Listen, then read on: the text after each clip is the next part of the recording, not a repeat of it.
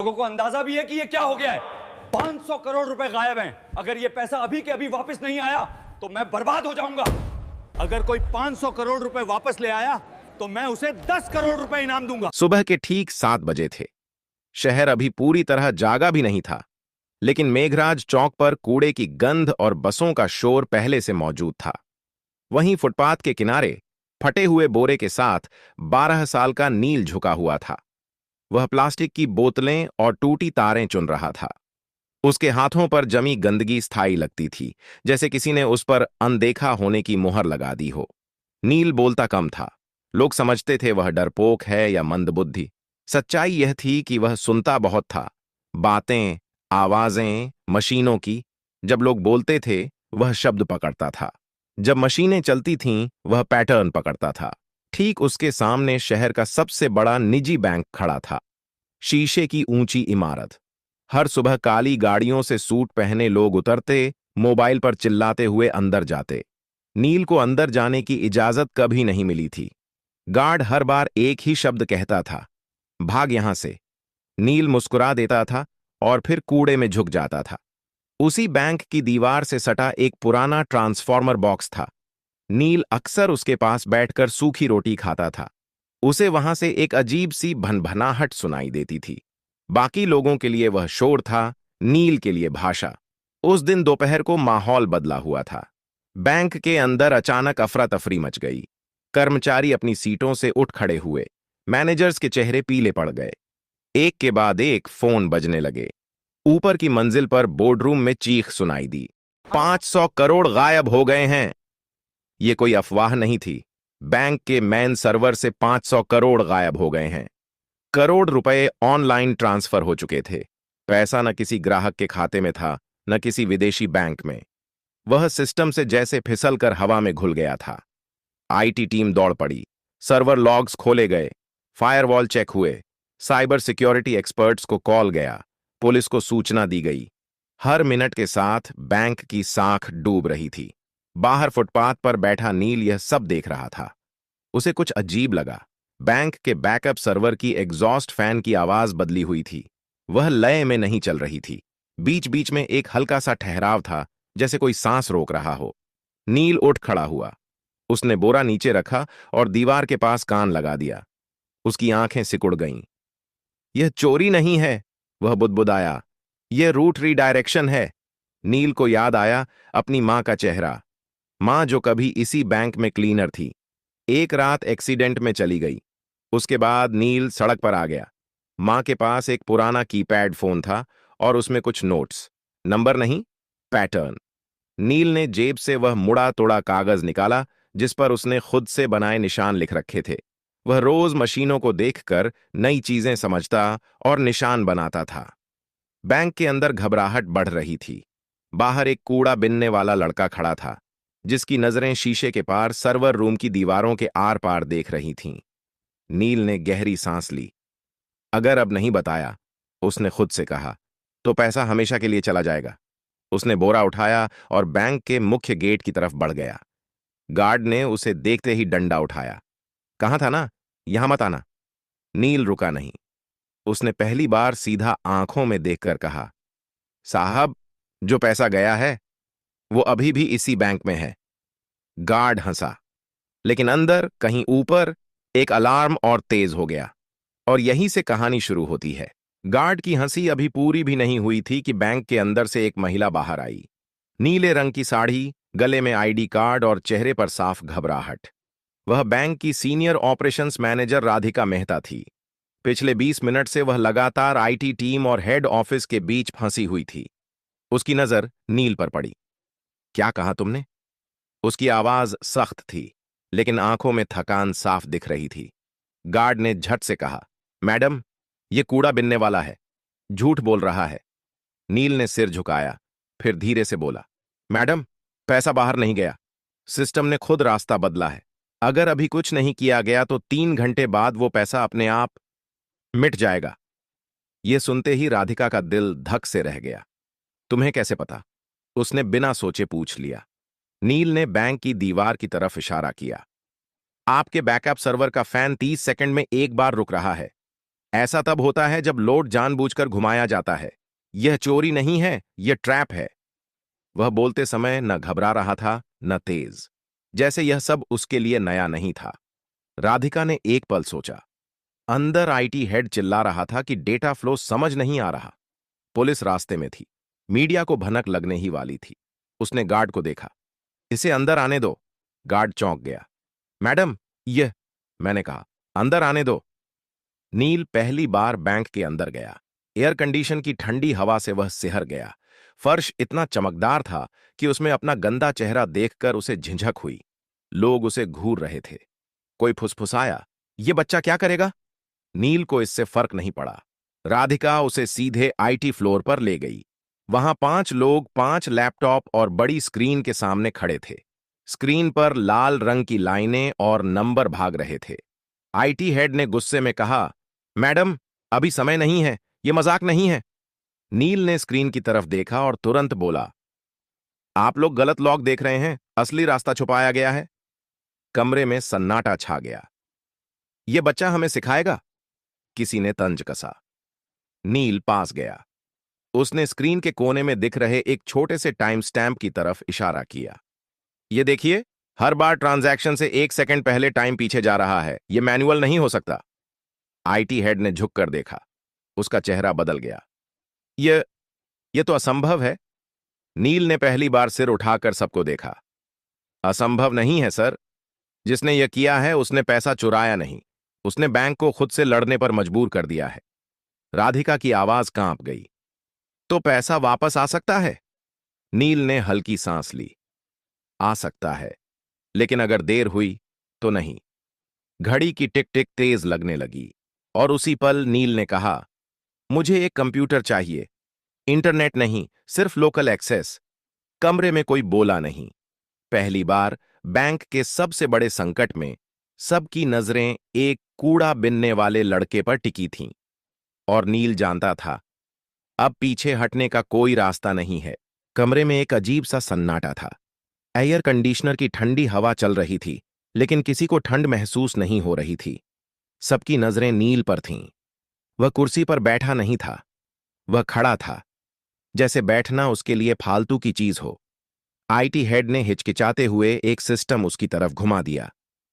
यह local machine है, network से कटी हुई।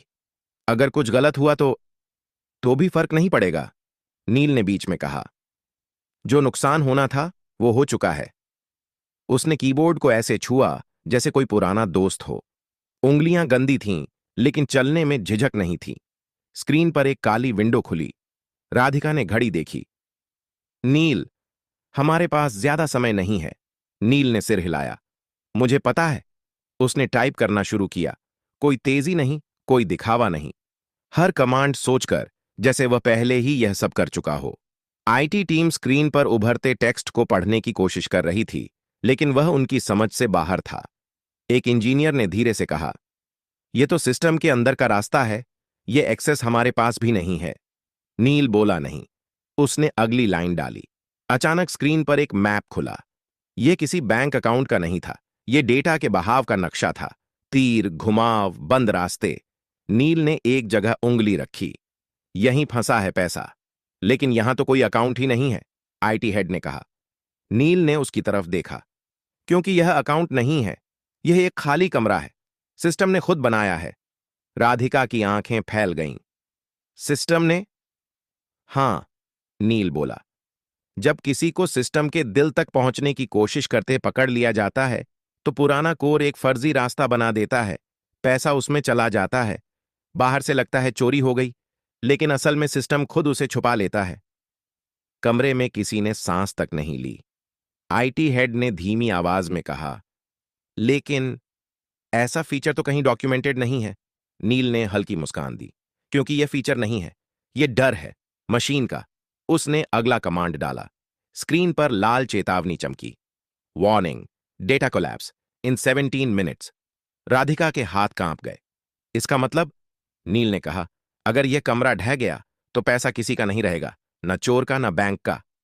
आईटी टीम में खलबली मच गई। तो जल्दी करो, कोई बोला। नील ने पहली बार गुस्से से सिर उठाया। जल्दी नहीं, सही। उसने अपनी आंखें बंद कीं। कुछ सेकंड के लिए, जैसे दिमाग में कुछ जोड़ रहा हो। उसे याद आया वह पुराना मोबाइल, मां की आवाज, नंबरों के बीच का पैटर्न। चीजें सीधे नहीं चलती, वे घूम कर आती हैं। नील ने टाइप किया। स्क्रीन पर एक नया दरवाजा खुला। आईटी हेड फुसफुसाया। यह तो रिवर्स ट्रैक है, नील बोला। हाँ, अब पैसा वापस उसी रास्ते से चलेगा जिससे डर आया था। राधिका ने घड़ी देखी। 13 मिनट बाकी थे। नील की उंगलियां फिर चलने लगीं और बाहर बैंक के गेट पर मीडिया की पहली वैन आकर रुक चुकी थी। बाहर कांच के दरवाजों के पार कैमरे चमकने लगे थे। मीडिया को बस एक इशारे का इंतजार था। अंदर आईटी फ्लोर पर तनाव इतना गाढ़ा था कि जैसे हवा भी भारी हो गई हो। राधिका ने धीमी आवाज में कहा, अगर यह गलत दिशा में गया तो सिस्टम हमेशा के लिए लॉक हो सकता है। नील ने स्क्रीन से नजर हटाए बिना जवाब दिया, वह पहले ही लॉक है मैडम, बस फर्क इतना है कि अभी चुप है। उसने एक ग्राफ खोला। नीली और लाल लाइनें एक दूसरे के पीछे दौड़ रही थीं। बीच बीच में एक जगह ऐसी थी जहां लाइनें टूट रही थीं। यहीं से पैसा बाहर दिखाया गया है, नील बोला, लेकिन असल में यहीं से वह वापस लाया जा सकता है। आईटी हेड ने कुर्सी खींचकर पास बैठते हुए कहा, तुम यह सब कैसे जानते हो? नील ने पहली बार सच बोला, मैं मशीनों के पास बड़ा हुआ हूं। जब मां जिंदा थीं, वह रात की शिफ्ट में यहीं सफाई करती थीं। मैं बाहर बैठा रहता था। सर्वर रूम की आवाजें मुझे बातें जैसी लगती थीं। कोई कुछ नहीं बोला। नील ने अगला कमांड डाला। स्क्रीन पर एक नया संदेश उभरा, ऑथोराइजेशन रिक्वायर्ड। राधिका ने राहत की सांस ली। ठीक है, यह सामान्य है, हमारे पास मल्टी लेवल ऑथराइजेशन है। नील ने सिर हिलाया। नहीं मैडम, यह सामान्य नहीं है। क्यों? क्योंकि यह ऑथराइजेशन सिस्टम से नहीं आया, यह उस खाली कमरे से आया है जहां पैसा छुपा है। आईटी हेड का चेहरा सख्त हो गया। मतलब सिस्टम खुद तय कर रहा है कि किस पर भरोसा करे? नील ने धीरे से कहा, हां, और उसे आप पर भरोसा नहीं है। कमरे में एक अजीब चुप्पी छा गई। राधिका ने गहरी सांस ली। तो अब क्या होगा? नील ने अपनी जेब से वह मुड़ा तुड़ा कागज निकाला। उस पर टेढ़े मेढ़े निशान बने थे। अब हमें सिस्टम को याद दिलाना होगा कि यह किसके लिए बना था। उसने एक कोड डाला। यह कोई पासवर्ड नहीं था, यह समय, राशि और क्रम का मेल था। वही क्रम जिसमें बैंक हर दिन छोटे खातों को प्राथमिकता देता था। स्क्रीन पर अचानक हजारों छोटे ट्रांजैक्शन चमक उठे। 10 रुपए, 50 रुपए, 200 रुपए। आईटी टीम हड़बड़ा गई। ये क्या कर रहे हो? इससे सिस्टम और स्लो हो जाएगा। नील ने शांत स्वर में कहा, नहीं, इससे सिस्टम को भरोसा आएगा। राधिका ने हैरानी से पूछा, भरोसा? हां, नील बोला। मशीनें ताकत पर नहीं चलती, वे पैटर्न पर चलती हैं, और सबसे सच्चा पैटर्न है छोटे लोगों का पैसा। स्क्रीन पर चेतावनी बदलने लगी। Trust index rising. IT head ने आंखें मल लीं। यह मीटर पहले कभी नहीं देखा, नील ने कहा, क्योंकि आपने कभी सिस्टम से पूछा ही नहीं कि उसे क्या चाहिए। घड़ी पर नजर पड़ी। 7 मिनट बाकी थे। नील की उंगलियां अब और तेज चल रही थीं, और उसी वक्त बैंक के मेन सर्वर से एक धीमी सी बीप की आवाज आई, जैसे कोई सोया हुआ दिमाग जाग रहा हो। सभी समझ गए, अब वापसी शुरू हो चुकी थी। बीप की वह आवाज छोटी थी, लेकिन असर बड़ा। आईटी फ्लोर पर खड़े हर इंसान की रीढ़ सीधी हो गई। स्क्रीन पर बिखरे हुए तीर अब एक दिशा में मुड़ने लगे थे, जैसे कोई भटकी हुई नदी अपने पुराने रास्ते को पहचान रही हो। आईटी हेड ने हकलाते हुए कहा, डेटा फ्लो रिवर्स हो रहा है। राधिका की आंखें स्क्रीन से हट ही नहीं रही थीं। मतलब? नील ने बिना रुके जवाब दिया, मतलब पैसा लौट रहा है, लेकिन अभी सफर पूरा नहीं हुआ है। स्क्रीन पर नंबर चलने लगे। 10 करोड़, 25 करोड़, 68 करोड़। कमरे में किसी की सांस नहीं निकल रही थी, लेकिन तभी एक जोर की बीप गूंजी। स्क्रीन लाल हो गई। System conflict detected. IT head उछल पड़ा। ये क्या है अब? नील रुक गया। पहली बार उसकी उंगलियां थमी। जिसने यह किया है उसे अब पता चल गया है। कौन? राधिका ने पूछा। नील ने सिर झुकाया। कोई बाहर का नहीं, अंदर का। कमरे में हलचल मच गई। लोग एक दूसरे की तरफ देखने लगे। स्क्रीन पर एक नया लॉग खुला। एक ही यूजर आईडी, एक ही मशीन, बार बार। आईटी हेड का चेहरा सफेद पड़ गया। ये तो हमारे ही नेटवर्क से है, नील ने धीरे से कहा। चोरी बाहर से नहीं हुई थी, रास्ता अंदर से खोला गया था। घड़ी देखी गई, अब सिर्फ 4 मिनट बचे थे। राधिका ने खुद को संभालते हुए कहा, नील, क्या हम इसे रोक सकते हैं? नील ने जवाब देने से पहले एक गहरी सांस ली। हां, लेकिन इसके लिए मुझे सिस्टम को पूरी तरह बंद करना होगा, 30 सेकंड के लिए। कमरे में हड़कंप मच गया। क्या? यह नामुमकिन है, पूरा बैंक ठप हो जाएगा। नील ने पहली बार सबको सीधे देखा। अगर नहीं किया तो पैसा आधे रास्ते में फंस जाएगा, ना आपका रहेगा ना चोर का। राधिका ने आंखें बंद की एक पल के लिए, फिर बोली, करो। आईटी हेड ने चौंक कर उसकी तरफ देखा। मैडम, मैं जिम्मेदारी लेती हूं। नील ने आखिरी कमांड तैयार किया। उसकी उंगलियां हल्की कांप रही थीं, लेकिन दिमाग साफ था। उसे मां की आवाज याद आई, डर लगे तो भी सही काम मत छोड़ना। उसने एंटर दबाया। पूरे बैंक की लाइटें एक साथ बुझ गईं। कंप्यूटर, एटीएम, सब कुछ। बाहर मीडिया चिल्ला उठा, बैंक बंद हो गया, पैसा डूब गया। अंदर घुप अंधेरा था। फिर 1 सेकंड बाद, 2 सेकंड बाद, तीसरे सेकंड पर एक हरी लाइट जली, फिर दूसरी, फिर पूरी स्क्रीन। सिस्टम वापस आ चुका था और इस बार पैसे के नंबर एक एक करके सही खाते में लौट रहे थे। 100 करोड़, 250 करोड़, 400 करोड़। आईटी हेड की आंखों से आंसू निकल आए। हो गया। आखिरी नंबर रुका, 500 करोड़। रिकॉन्साइल्ड। कमरे में कोई ताली नहीं बजी, कोई चिल्लाया नहीं, सब बस नील को देख रहे थे। वह कुर्सी से नीचे उतरा, थका हुआ, खामोश। बैंक का पैसा वापस आ चुका था। अब सवाल यह था, यह चोरी किसने की थी और नील सच में कौन था? कमरे में सन्नाटा था, लेकिन यह डर का नहीं था। यह उस पल का सन्नाटा था जब इंसान समझ जाता है कि अब कहानी बदल चुकी है।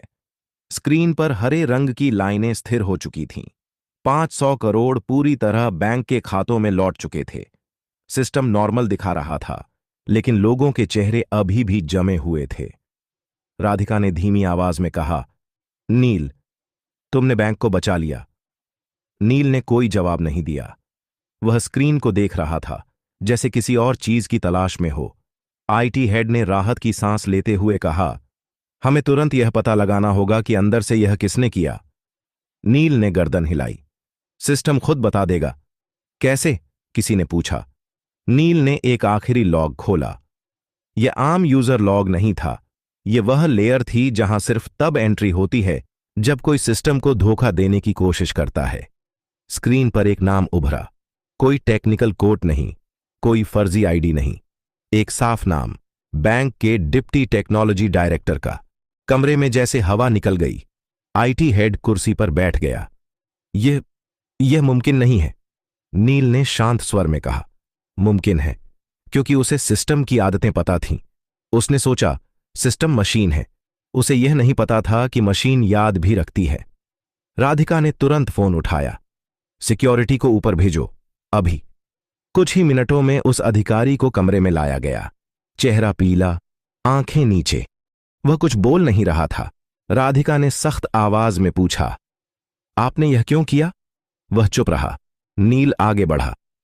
क्योंकि आप सोच रहे थे कि पैसा बाहर निकल जाएगा और सिस्टम आपको पहचान नहीं पाएगा। लेकिन आपने एक गलती की। आदमी ने पहली बार सिर उठाया। कौन सी? आपने छोटे खातों को नजरअंदाज किया, नील बोला। आपने सिर्फ बड़े ट्रांजैक्शन देखे। सिस्टम ने आपको वहीं पकड़ लिया। आदमी टूट गया। मुझे कर्ज में डुबो दिया गया था, मुझे रास्ता नहीं दिखा। राधिका ने सिक्योरिटी को इशारा किया, ले जाइए। जब वह बाहर गया तो किसी ने राहत की सांस ली, किसी ने शर्म की। नील अब दरवाजे की तरफ बढ़ने लगा। राधिका ने चौंक कर कहा, रुको, तुम कहां जा रहे हो? नील रुका। मेरा काम हो गया मैडम। काम?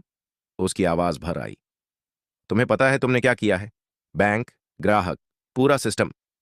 नील ने धीरे से कहा, मैंने सिर्फ जो गलत था उसे सही किया है। राधिका आगे बढ़ी। तुम्हें इनाम मिलेगा, नौकरी मिलेगी, पढ़ाई, सब कुछ। नील ने पहली बार हल्की मुस्कान दी। अगर आप सच में कुछ देना चाहती हैं तो एक काम कीजिए। क्या? बाहर जो बच्चे कूड़ा बीनते हैं ना, नील बोला, उनके लिए सिस्टम बनाइए। ऐसा सिस्टम जो उन्हें अनदेखा न करे। राधिका कुछ बोल नहीं पाई। नील दरवाजे से बाहर निकल गया। वही फटा बोरा, वही गंदे हाथ। लेकिन अब बैंक की दीवारें उसे देख रही थीं, क्योंकि सिस्टम तो बच गया था। अब इंसानों की बारी थी। बैंक के बाहर शाम ढल चुकी थी, लेकिन भीड़ कम नहीं हुई थी। कैमरे अब भी चमक रहे थे। रिपोर्टर एक दूसरे को धक्का देकर आगे आने की कोशिश कर रहे थे। सबको एक ही खबर चाहिए थी। 500 करोड़ कैसे लौटे? राधिका कांच के दरवाजे के पास आकर रुकी। उसके हाथ में माइक्रोफोन नहीं था, फिर भी आवाज साफ थी। यह बैंक की जीत नहीं है, उसने कहा। यह एक बच्चे की समझ की जीत है। भीड़ में हलचल मच गई। कौन बच्चा? कहां है वो? नाम बताइए। राधिका ने दरवाजे की तरफ देखा। नील जा चुका था। उसके कदम पहले ही फुटपाथ की तरफ मुड़ चुके थे, जहां उसकी दुनिया थी। टूटे डिब्बे, प्लास्टिक की बोतलें और मशीनों की आवाजें। उसे नहीं पता था कि पीछे क्या हो रहा है, लेकिन शहर को पता चल चुका था। कुछ ही घंटों में खबर फैल गई। एक कूड़ा बिनने वाला लड़का, बैंक की चोरी, 500 करोड़ वापस। सोशल मीडिया पर सवाल उठे। यह लड़का कौन है? इसे मौका क्यों नहीं मिला पहले? हमने कितनी नील जैसे बच्चों को अनदेखा किया? अगली सुबह बैंक के बाहर एक पोस्टर लगा। अगर आप नील को जानते हैं, हम उससे मिलना चाहते हैं। उसी सुबह नील ट्रांसफॉर्मर बॉक्स के पास बैठा था। उसने पोस्टर देखा, पढ़ा, फिर नजर हटा ली।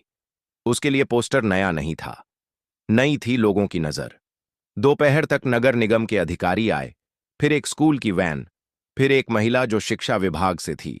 सब एक ही बात कह रहे थे, तुम्हें पढ़ना चाहिए, तुम्हें यहां से निकलना चाहिए। नील ने पहली बार सवाल पूछा, क्या पढ़ाई के बाद भी कोई मुझे सुनेगा? कोई जवाब नहीं दे पाया। शाम को राधिका खुद आई, बिना साड़ी, बिना पद के, सिर्फ एक इंसान की तरह। उसने नील के पास बैठकर वहीं सूखी रोटी तोड़ी। मैं तुम्हारे लिए कोई योजना नहीं लाई, उसने कहा। मैं बस ये पूछने आई हूं, तुम क्या चाहते हो? नील ने सोचा, फिर बोला, मैं चाहता हूं कि सिस्टम पहले पूछे, बाद में जज करे। राधिका ने सिर हिलाया। यहीं से एक बदलाव शुरू हुआ। बैंक ने एक छोटा सा प्रोग्राम शुरू किया। नाम नहीं था बड़ा, लेकिन असर बड़ा था। सड़क पर रहने वाले बच्चों को मशीनों के पास बैठने दिया गया। उन्हें हटाया नहीं गया, उन्हें सुना गया। नील वहां रोज आता था, अब बोरे के साथ नहीं, एक कॉपी के साथ। शहर ने पहली बार उसका नाम ठीक से बोला, नील। और यही नाम अब सिस्टम में दर्ज हो चुका था। अनदेखा नहीं, बल्कि जरूरी।